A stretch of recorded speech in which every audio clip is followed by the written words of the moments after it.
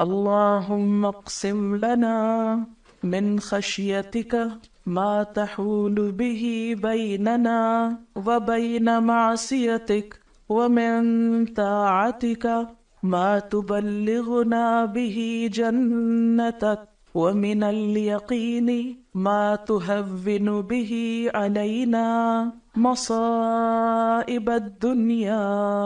اللهم متعنا بأسماعنا وأبصارنا وقواتنا ما أحييتنا واجعله الوارث منا واجعل ثأرنا على من ظلمنا وانصرنا على من عادانا ولا تجعل مصيبتنا في ديننا ولا تجعل الدنيا أكبر همنا ولا مبلغ علمنا ولا تسلط علينا من لا يرحمنا اللہم اے اللہ اقسم تقسیم کر عطا کر لنا ہمارے لیے من خشیتک اپنی خشیت میں سے ما جو تحول حائل ہو جائے بھی ساتھ اس کے بیننا ہمارے درمیان و بین معصیتک اور تیری نافرمانی کے درمیان ومن طاعتک اور اپنی اطاعت میں سے ما جو تبلغنا بہ پہنچا دے ہمیں اس کے ساتھ جنتک تیری جنت تک ومن الیقین اور یقین میں سے یعنی عطا کر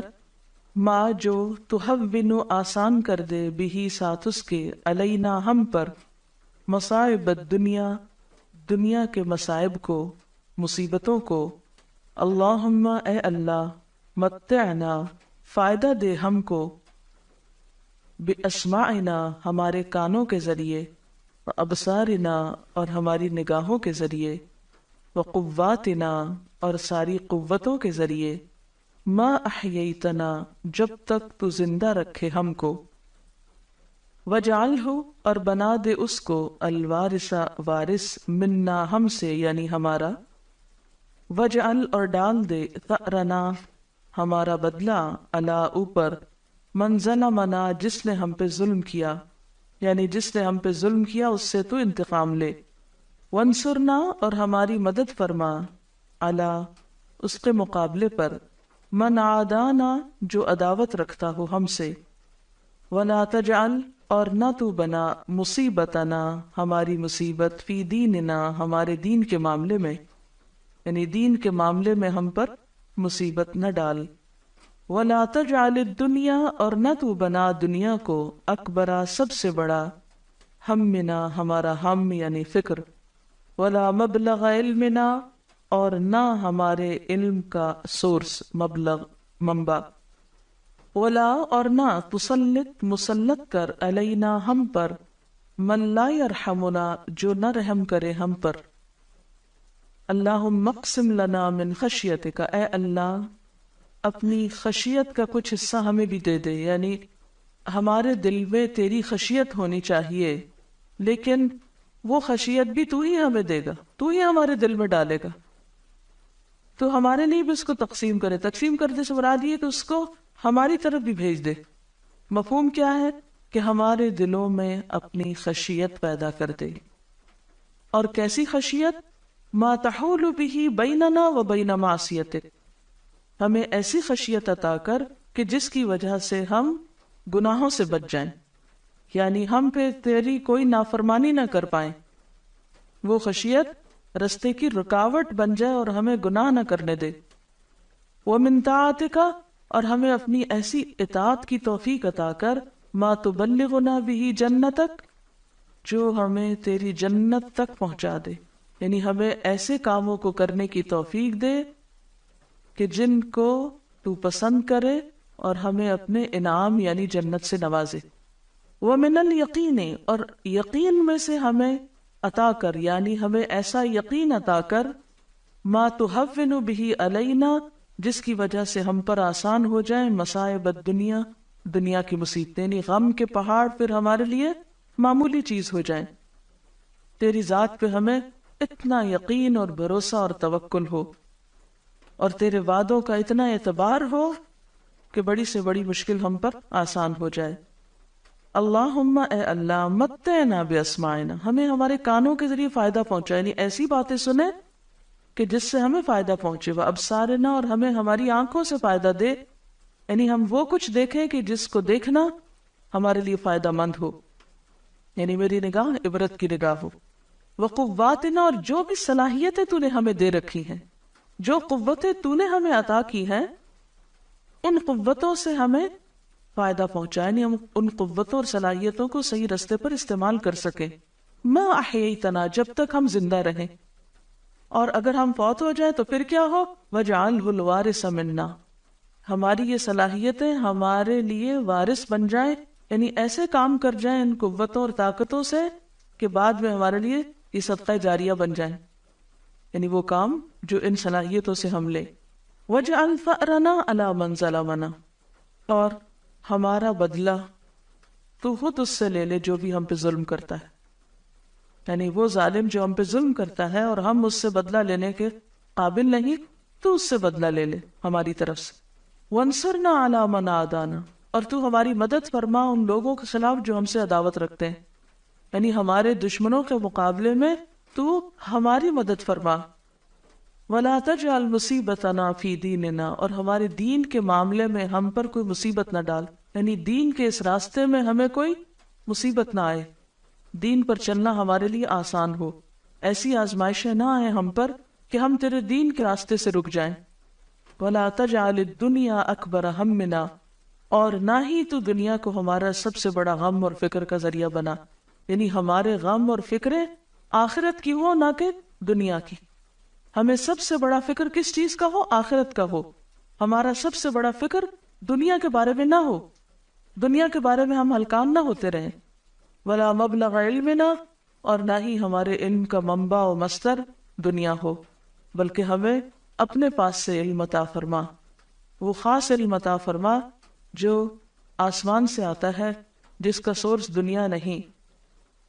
یعنی ہمارا علم محض دنیاوی علم نہ ہو، صرف دنیا ہی ہمارے علم کا ذریعہ نہ ہو، بلکہ وحی الہی سے ہم مستفید ہو سکیں۔ وَلَا تُسَلِّطْ عَلَيْنَا مَن لَّا يَرْحَمُنَا، اور ہم پر کسی ایسے شخص کو مسلط نہ کرنا جو ہم پر رحم نہ کرے، جو ہم پر مہربان نہ ہو،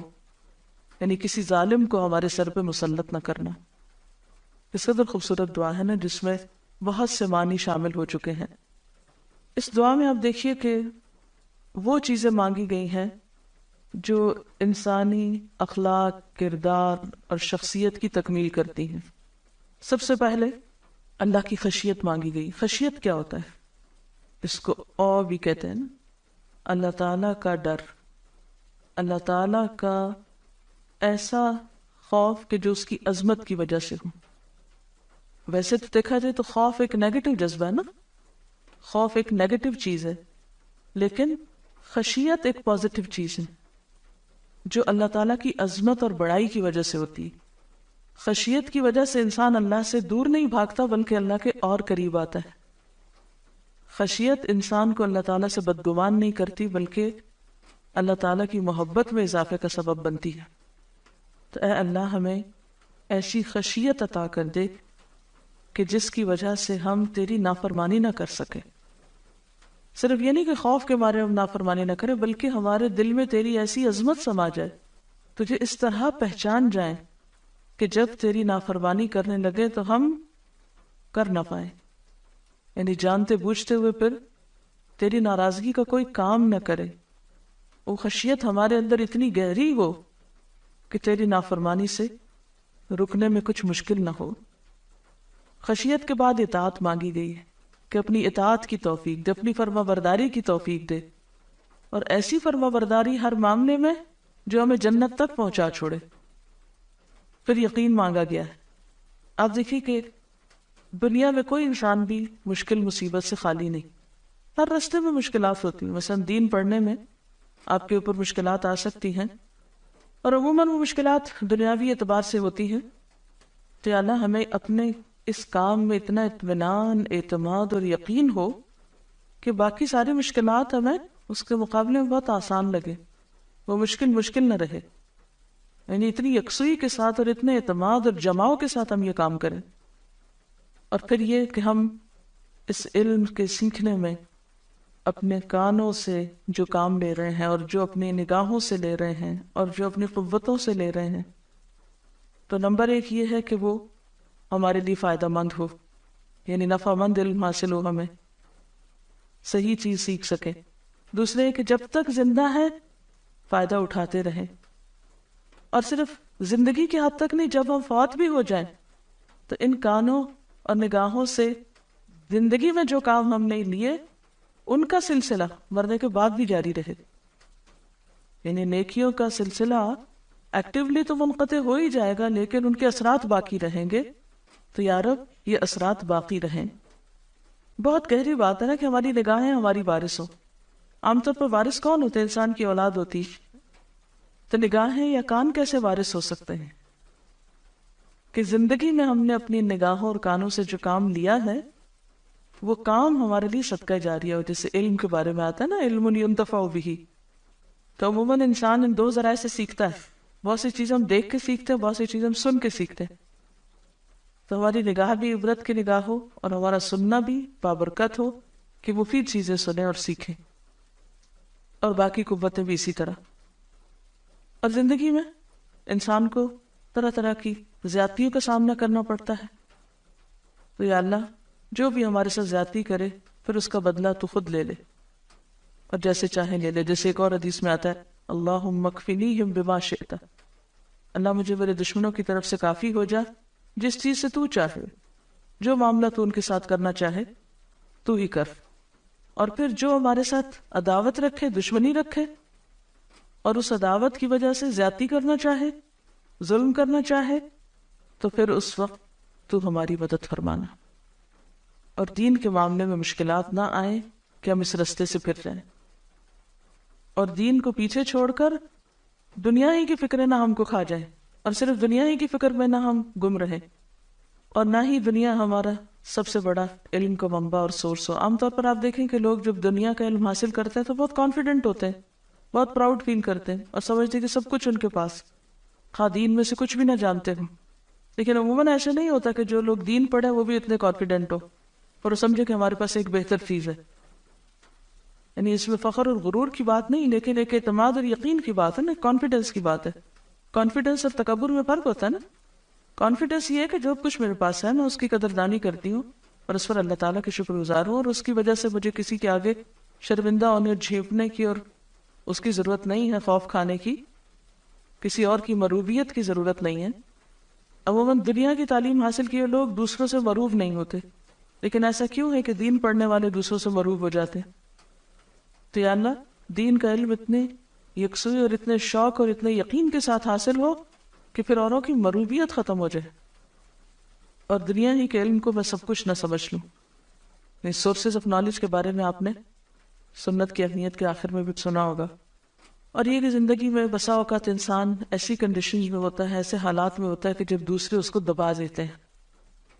یہ دباؤ گھروں کے اندر بھی ہو سکتا ہے، اگر دیکھا جائے تو خصوصاً خواتین کے ساتھ تو بہت سے پریشرز ہیں. کبھی کوئی دبا دیتا ہے کہ مت کرو یہ کام، کبھی کوئی پکڑ لیتا ہے، کبھی کوئی روک لیتا ہے. تو یا اللہ ہم پہ کسی ایسے کو مسلط نہ کرنا کہ جو ہم پہ رحم نہ کرے اور ہمارے ساتھ خیر اور بھلائی کا معاملہ نہ کرے. اور اس کے علاوہ بھی کہیں کسی ایسے شخص سے زندگی میں واسطہ نہ پڑے کہ جو ہمارے حق میں مہربان نہ ہو یا اس کے دل میں ہمارے لیے کوئی رحمت کا جذبہ نہ ہو. بعض اوقات ایسے لوگوں کے ساتھ آپ کا واسطہ پڑ جاتا ہے نا کہ جن کے دل میں آپ کے لیے کچھ بھی ہمدردی نہیں ہوتی. تو یا اللہ ایسے لوگوں سے بچا کے رکھنا. ایک اعتبار سے یہ عافیت کی دعا بھی ہے نا کہ جو کچھ ہم کر رہے ہیں کانفیڈنٹلی، اعتماد اور یقین اور سکون کے ساتھ کریں، فتنوں سے بچتے ہوئے، تاکہ ہم منزل مقصود کو جا پہنچے. نیکی کے کاموں کو بہت سے لوگ بہت جذبات سے اور جذبوں کے ساتھ اور بڑی بڑی تمنا اور امیدوں کے ساتھ شروع کرتے ہیں، لیکن کچھ دن کے بعد باد مخالف کا مقابلہ نہیں کر پاتے اور پریشرز کا شکار ہو کے سر تسلیم خم کر دیتے، سرنڈر کر دیتے ہیں. تو اس لیے جب آپ قرآن پاک پڑھیں تو اس کے بعد یہ دعا پڑھ لیا کریں.